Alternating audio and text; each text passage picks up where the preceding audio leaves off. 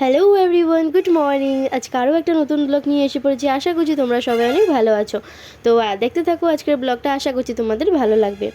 তো প্রথমেই তো আজকে ভোরবেলা উঠতে হয়েছে 3টের সময় উঠেই আমরা সবাই ফ্রেশ হয়ে গেছি, রেডিও হয়ে গেছি।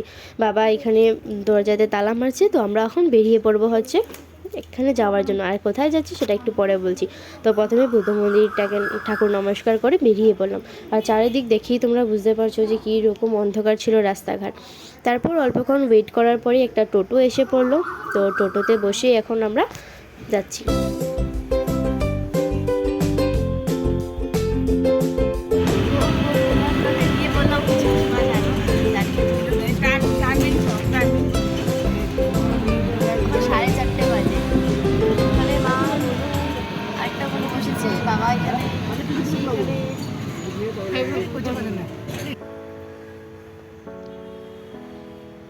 চারিদিকটা দেখেই বুঝতে পারছো যে একদম ভোরবেলা অল্প অল্প আলো হয়েছে, কিন্তু রাস্তাঘাটে লাইট উট সব কিছু ছিল, যার কারণে কোনো প্রবলেম হয়নি।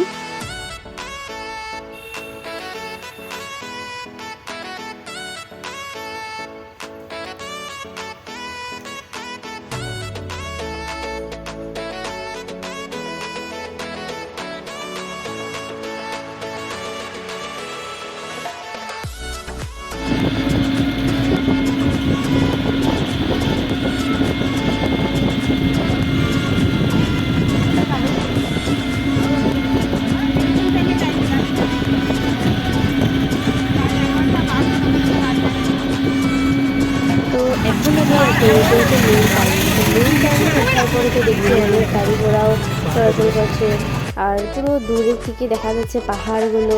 আর রাস্তাটা এতটাই সুন্দর ছিল, ভালো লাগছে দেখে। আরও মর্নিংয়ে তা আরও ভালো লাগছিল। তো তোমরা এখন চারিদিকটায় দেখো রাস্তাঘাট। একেবারে ওখানে পৌঁছে আমি তারপর কথা বলছি।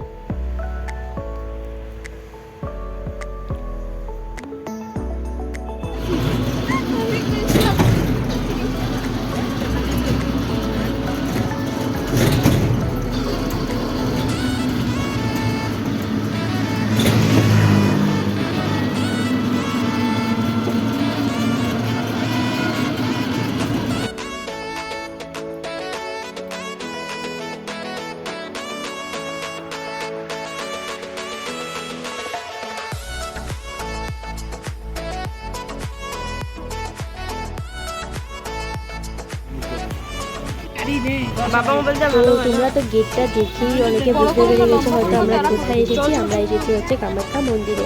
এখানে আমরা টোটো থেকে নেমে গেছি, কিন্তু এখান থেকে আবার আমাদেরকে গাড়ি রিজার্ভ করে যেতে হবে হচ্ছে যেখানে মন্দির সেখানে। এটা ছিল মেন গেট। তো এখান থেকে আবার আমরা উঠে পড়েছি গাড়িতে সবাই। তারপর এখান থেকে আমাদের যেতে হবে হচ্ছে মন্দিরে। ওখানে মন্দিরে যেতেও লাগে 15 মিনিটস মতো লাগে। তো তোমরা এখন দেখো রাস্তাঘাট, ওটা অনেকটাই উঁচু, তো পাহাড় একদম, গাড়ি একদম পুরো তেরা হয়ে যাচ্ছে, অনেক কষ্ট হয় একসাথে বসতে তো দেখো এখন তোমরা ওপরের দিকে আমরা যাচ্ছি।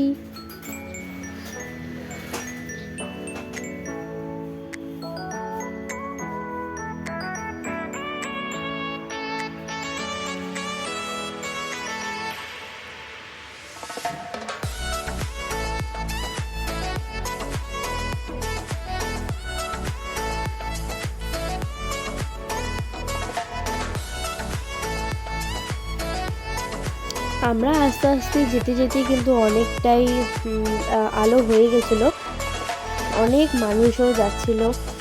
তো আর একটু পরে দেখতে পারবে যে তোমরা পুরোই আলো হয়ে গেছে।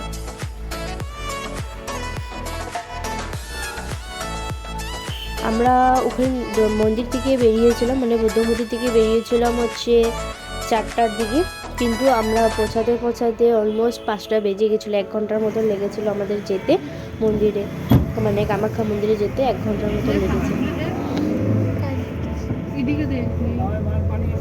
গাড়িগুলো যে কীভাবে টার্নিং নেয়, তো সেগুলো তোমরা এখানে দেখলে বুঝতে পারবে যে কতটা উঁচু উঠতে হচ্ছে।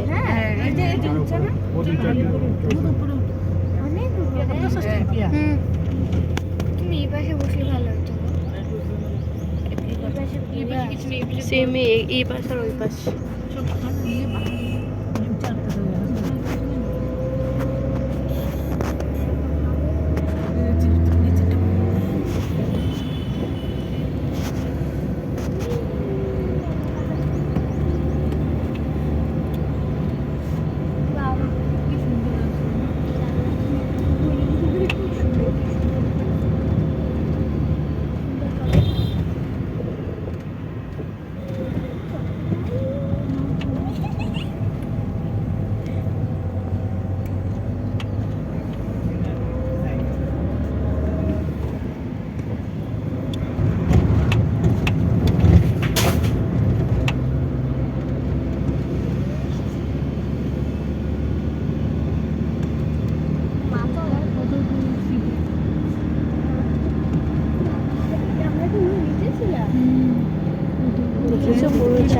চারিদিকে পাহাড় আর গাছপালায় ভরা। অনেক গাড়ি ঘোড়াও চলাচল করছিল, অনেকে উপর থেকে নামছিল নিচে, অনেকে নিচের থেকে উপরে যাচ্ছিল, এরকম গাড়ি ঘোড়া অনেক। ওখানে গাড়ি ঘোড়ার কোনো প্রবলেম হয় না, গাড়ি ঘোড়া তুমি তাড়াতাড়ি সাথে সাথেই পেয়ে যাবে।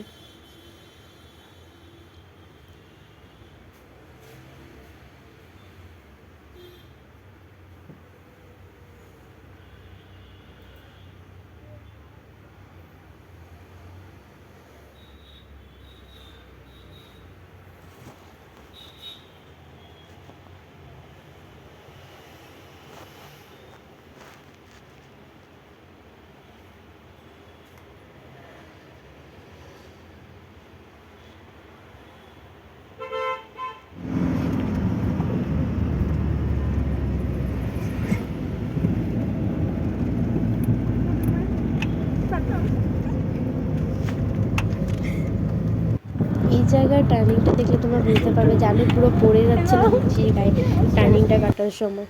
দেখো এখন কোনখান থেকে কোথায় হয়ে উঠতে লাগে।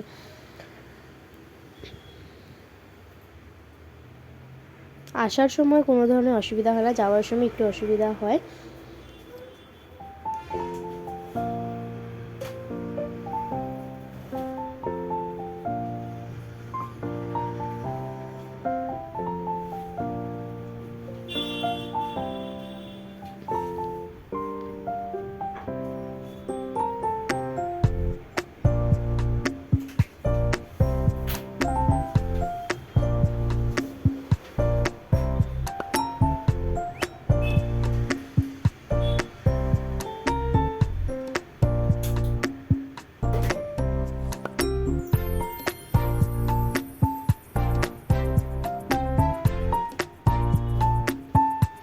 তো আমরা এখন পৌঁছে গেছি হচ্ছে মন্দিরের সামনে। তো আমরা মন্দিরে যাওয়ার জন্য ডালা কিনছিলাম, গাড়ি থেকে নেমে পড়ি, সামনেই দোকান আছে রাস্তার ধারেই।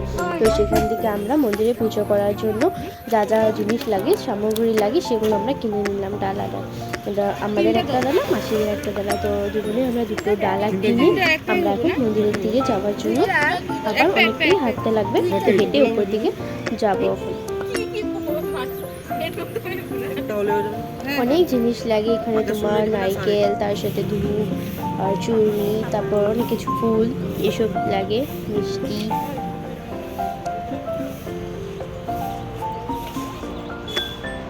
তো ওদেরকে বলতে হয় না, ওদেরকে শুধু বললে হয় আমাকে একটা ডালা সাজিয়ে দেওয়ার জন্য। তো যা যা লাগে ওরা নিজের থেকেই দিয়ে দেয় ডালাতে, আর ওটা বলে দিবে যে কত টাকা হয়েছে, সব কিছু কাউন্ট করে।